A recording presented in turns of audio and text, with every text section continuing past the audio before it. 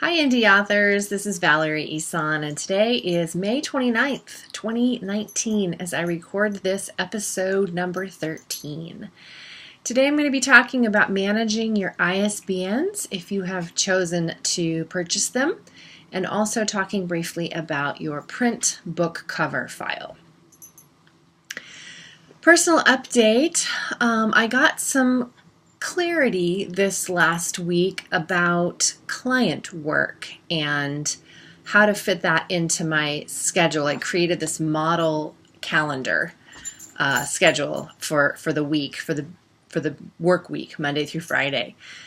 And as part of the homework that I'm doing for this business coach I hired, slowly making my way through her educational process. And I actually haven't even started the mods that she created. It's Rachel Cook, MBA, and she's the host of the Uncomplicate Your Business podcast. And I've listened to that podcast for almost a year, maybe.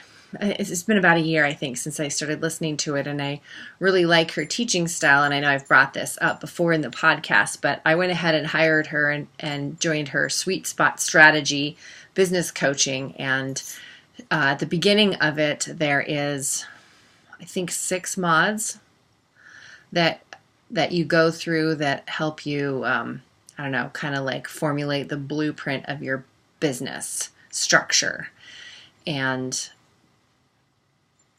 I haven't even started mod 1 yet because I'm still on the part of it. It's kind of like the 0 mod where I have to do some preliminary work first just on mindset shift and this model calendar, trying to clear out the stuff I spend my time on. That was what the time audit was for. And so I created this model calendar, and I have some clarity about what I consider client work and when to put it into my schedule. So that was nice.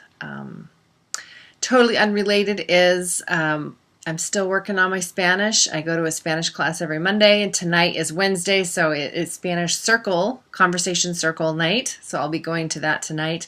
And this last weekend, I went to Powell's, which is a local independent bookstore in Portland, Oregon, and I bought a bunch of children's books in Spanish. So I try to read one of those a couple times a week.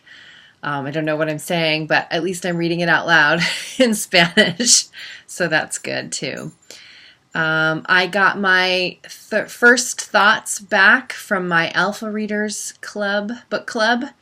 I had sent a couple of my manuscripts through them, and last night we had a book club meeting, and they gave me a bunch of feedback on the How to Write a Novel book that I am writing. So I put the changes that I received from them into my Scrivener file. That's what I did this morning.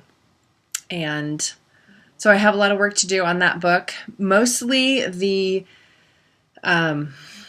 feedback pretty much across the board that came back was that I needed to use more examples in the text itself so that readers could see my thoughts in action, and then also to put in a bunch of definitions that the writing jargon I was using was geared more towards a different level of audience. So that was the main feedback I got back, was who is your audience and what level of writing are they at? Are these first-time authors?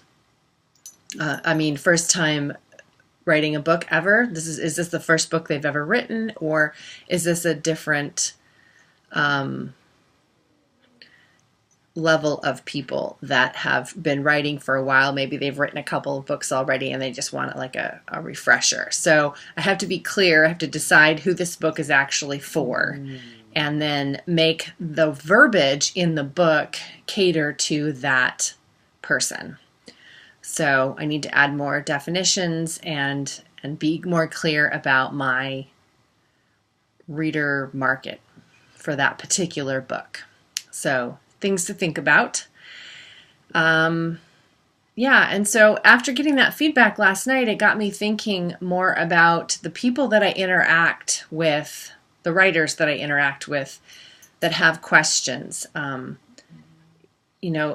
people that I talk to on this podcast or people that I talk to in my community or in the classes that I teach, they're all at different levels, and they're all going to have different kinds of questions. So I'm hoping that I'm answering the questions that you have for me, and if not, please send them my way. Send me a direct email, find me through my website or on my Facebook group, the Indie Author Mentor, and ask me your questions. If you are wanting to hear me talk out the answers instead of just answering it via email, then I encourage you to become a Patreon subscriber or supporter, and help me reach my first Patreon goal, which is to earn $125 of monthly income from Patreon.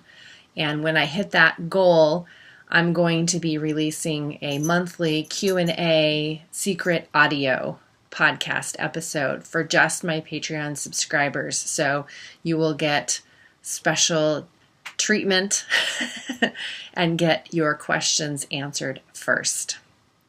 So when that happens, that'll be a fun bonus episode to the Indie Author Mentor podcast that I'll be really excited to do. And you can send me in your questions and I'll answer them on the podcast, the secret podcast.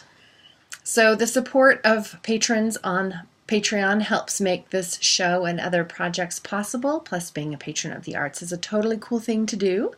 Joining my Patreon community gets you sneak peeks into my creative world, allows you to interact with me directly, and rewards you with exclusive bonus content you can't get anywhere else. For less than a cost of a tasty hot beverage or a pack of gum, as low as $1 a month, you too can become a patron of the arts and me. Find me at patreon.com/Valerie Ihsan, IHSAN. In the resource review section, I want to mention again Newsletter Ninja. I scanned through it for the second time this morning and took notes this time on the things that I want to do to my own email list to re-engage with the people that are on my list that said they wanted to hear from me. And I've been disastrously AOL on my newsletters. I haven't been sending out any emails for months and months and months for my fiction list. My nonfiction list, the indie author list, I send out more frequently because I'm letting you know about, freebies that I just wrote, or to introduce the podcast, or to ask questions. I sent a poll not too long ago to my indie author list. So I'm a little bit more engaged there, but I'm really focusing on wanting to create really quality content for my mailing list and for this podcast too. So if there's anything that you want me to talk more about, or if you want me to address something that I haven't started talking about yet, or again, if you have questions or anything, any suggestions for topics or things that you would like to hear or see, if you're on YouTube right now, in this podcast, please contact me and let me know, because it is a baby podcast. It's still in its infancy, and I'm super happy to pivot and shift to accommodate, what you actually want this podcast to be. So let's co-create it together. Okay, main topic is managing ISBNs, that's a sexy thing, and print cover finalizing. So let's talk briefly about that first, because I just have a couple things to say about that. So if you're, again, please say that you're hiring out a cover designer, because that's the industry standard to have it professionally done, and you can do that really inexpensively by getting pre-made covers from just Google cover design, pre-made covers, and you'll get a whole slew of companies that will do that. And the one I use is paperandsage.com. She does all my covers, and she has different tiered pricing levels, and one of them is those pre-mades. So The print cover is a little bit different than the front cover, as I mentioned before, because it has 3 pieces to it. So you've got the front cover, and then you have the spine, and then the back cover too. So all of the text and images that you want, and colors and blocking and testimonials and quotes and whatever, anything that you want on that whole piece of, I'm just going to pick up the closest book I have next to me, which is The Life-Changing Magic of Tidying Up, which I totally need to use in my office as we speak. But at any rate, the full print cover is the front cover, the spine, and the back cover. So you're going to want all of the elements, virtually all of these elements, on your print cover. And you'll have the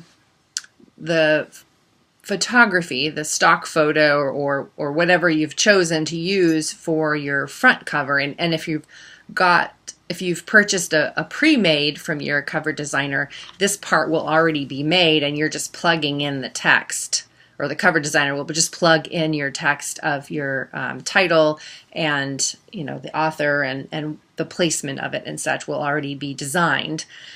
And then what you're going to be talking to your cover designer now about is that spine size. He or she probably already has all of this other information because you've already sent it to her. So you've already sent your author photo and the book description and any quote, any blurbs that you've gotten from other authors, and then the book cover designer will provide you with a barcode. You're going to be providing them with an ISBN if you've chosen to go that route. And if you have your own press name, then you can have that on here too, or I put it on the spine. And you can talk to your cover designer about your preferences or what's the most standard for your genre. So the only way you're going to know what that spine size is by letting your cover designer know how many pages, blank or printed on, that are in your book. So it's not just, I have a 386 page novel. It's 386 pages plus your title page and the blank page and your half title page and the acknowledgments page and all of the front matter and all of the back matter and any of the blank pages that need to be put in there because of page number placement stuff. So all of the pages together is what you need to give your cover designer. And then I think that is it. Once the designer has the spine size and the ISBN, which we'll talk about in a minute, and the print price, then the cover designer can quickly finish up the print project that they've already started, the cover project they've already started, and then get you a proof. And you will need to, go through and make sure your name is spelled right and that the book description has no typos in it and, proof that. And if you're uncomfortable with doing that yourself, then get it to somebody else that will look at it and proof it for you. And then you can approve that proof. Usually the designer just sends it over in an email with a PDF attachment, or sometimes a link to their website that has the file embedded somewhere on one of those pages, and then you can just approve it. There's usually just a button that you push that says, yes, I approve this proof. Or occasionally I've sent a comment back instead and said, yeah, it all looks great, but could you, spread my name across the top a little bit further so it goes from corner to corner or something like that, or move the tagline over so that it centers on blah, blah, blah, whatever, that sort of thing. But yeah, at this point, it's mostly done and you just need to approve the proof. And then you will have a print copy of your book cover that you can then upload to the various stores and print on the various print-on-demand sites like Ingram Spark or KDP Print. Those are the two that you'll most likely be dealing with. Okay, so let me just look at my notes really quick and make sure I'm not leaving something out. The interior designed pages that you've either hired out to be designed also need to be proofed and approved. Or if you've chosen to go your own, the DIY route and used Vellum or Drafted Digital's book editor or Readsy's book editor, then you will have already gone through that step in the process of creating it and checking it yourself on the various devices. And if you want to, you could actually print it out on paper so you can see kind of what it's going to look like and turn the pages, actual pages, and see what it looks like in PDF form if that's important to you. Or you can just look through it on your screen and approve it yourself that way. So once you're satisfied with the interior file and once you're satisfied with the print cover file, now you're actually ready to upload those to the print-on-demand places. And we'll talk about that in the next podcast. But today we are going to talk about managing your ISBNs. What I have done for ease for myself is create a worksheet. And this is the worksheet that I did for my novel, The Scent of Apple Tea. So it's a front and back sheet. Da-da-da. And I'm kind of an analog girl, so I liked actually filling out the worksheet myself. But if you prefer, you can always make a template on Word or something like that and just fill in the fields and cut and paste and do all those computery things instead. But I'm just going to go through the 32 fields that you will need when you go and manage your ISBN. So you've purchased your ISBNs from Bowker.com, and the website that you'll be directed to manage those ISBNs is called myidentifiers.com. And that is my identifiers, IDENTIFIERS.com, myidentifiers.com. And I always have to put the www in also, or sometimes it says that the website, my server won't pick it up or something.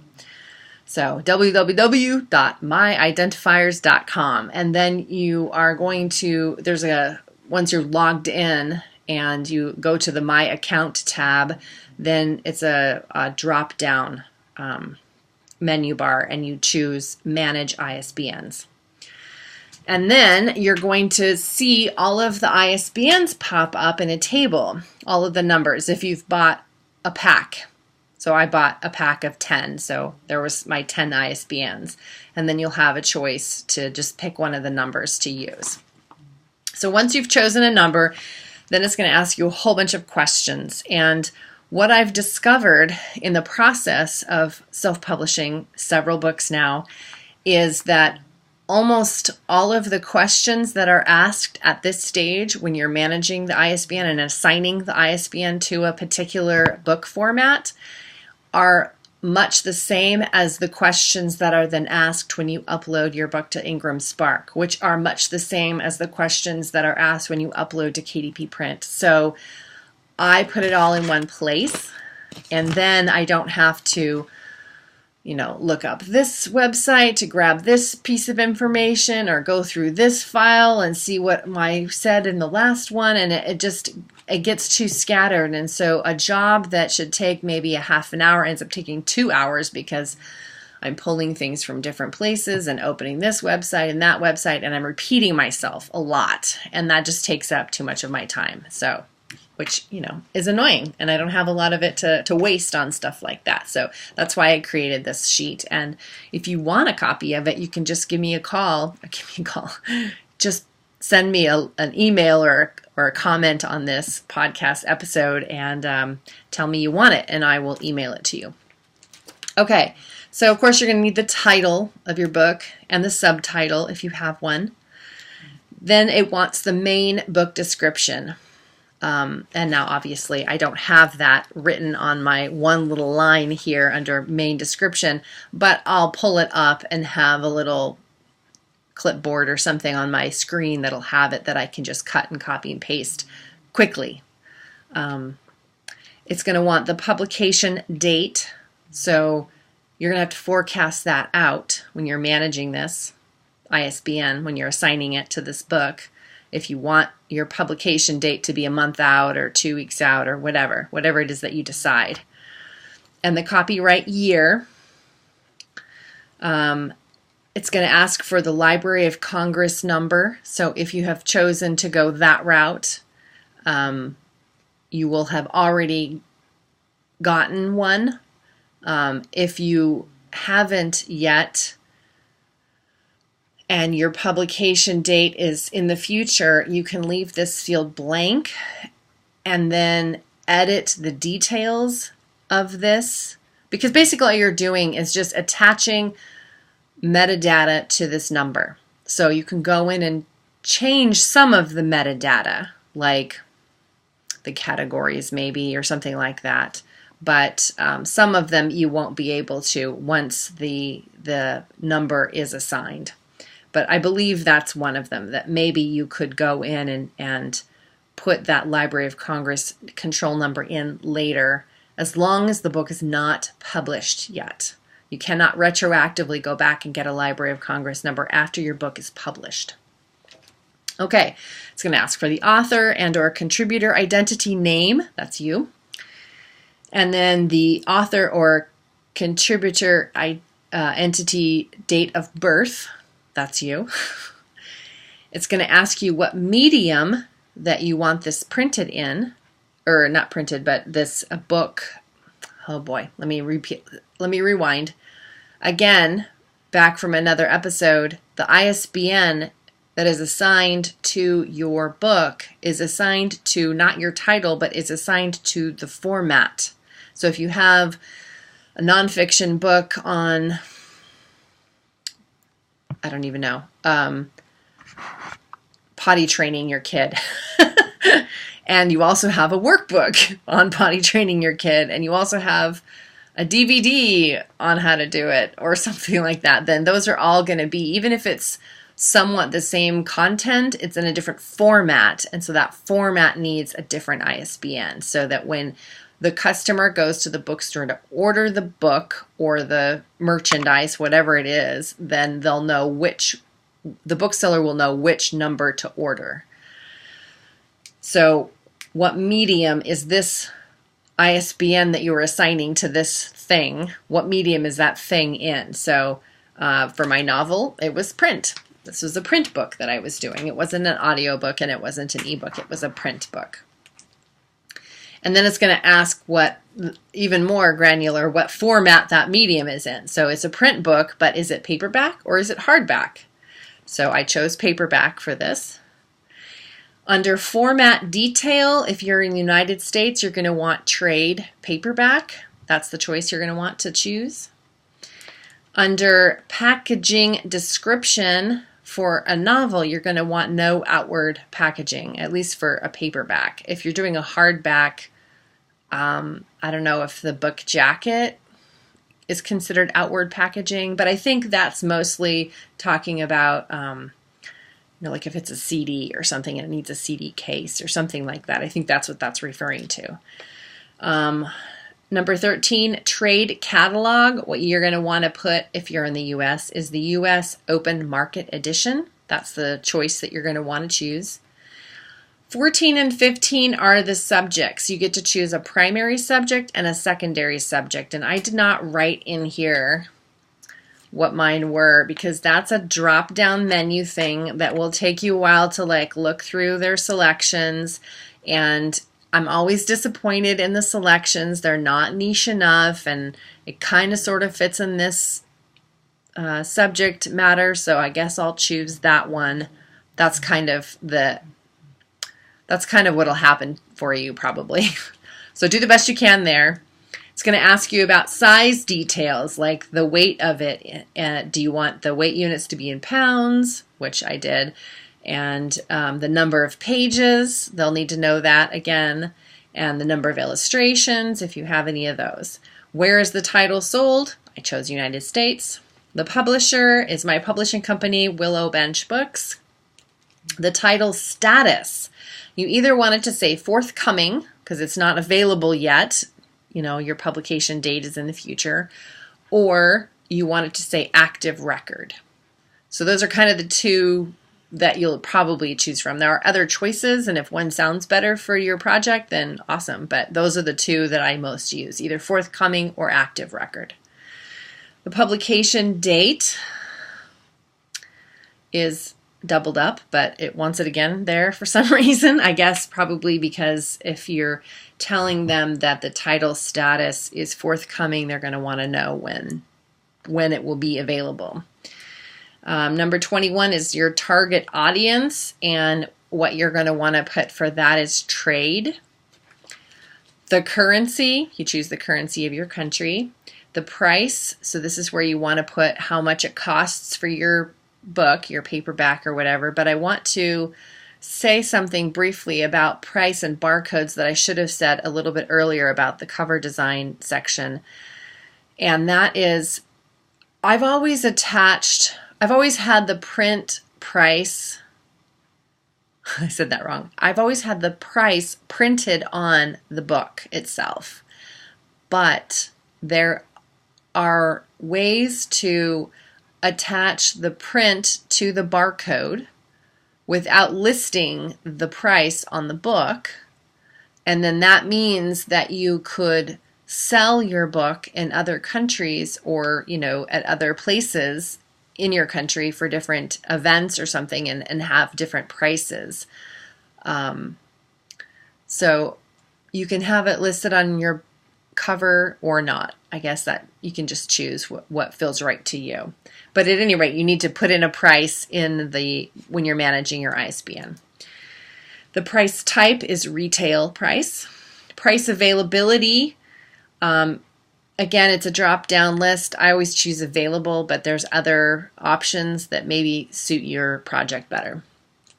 The the distributor, you can list something there, but just know that it automatically defaults to the publisher on record, which in this case was Willow Bench Books, so I just leave it blank.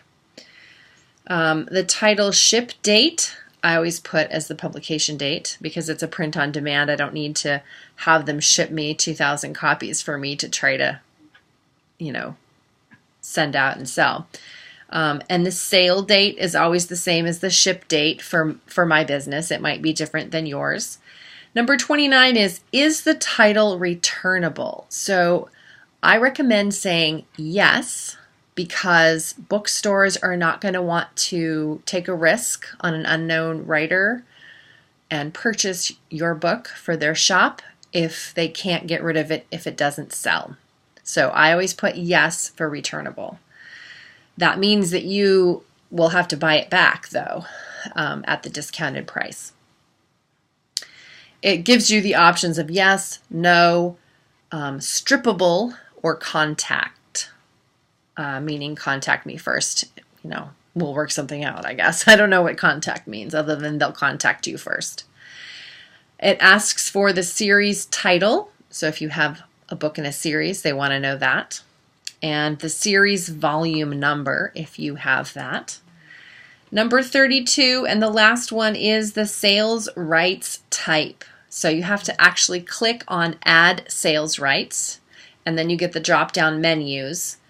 I always leave it blank because it always kind of confused me a little bit, and it wasn't a required field, so I just didn't want to put down the wrong thing, so I didn't answer it. But I think what it's asking, I know what it's asking is what rights do I have as the author to sell the work, but I don't know that for sure. That's why I always leave it blank. But you can do your own research and figure that out, and if you know the answer, you can always email me and tell me.